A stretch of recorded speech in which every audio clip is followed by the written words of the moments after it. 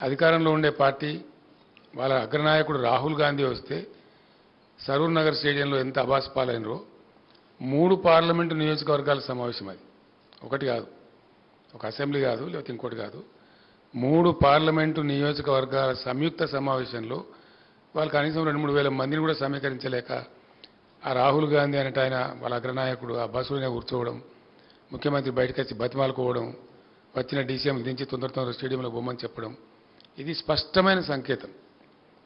కనీసం వాళ్ళ అగ్రనాయకుడు వచ్చినప్పుడు సభలు పెట్టలేకపోవడం, ముఖ్యమంత్రి సభలు కూడా అనేక సభలలో ముబ్బడిగా ఖాళీ కుర్చీలు దర్శనం ఇవ్వడం, ఇవన్నీ కూడా దానికి సంకేతాలు.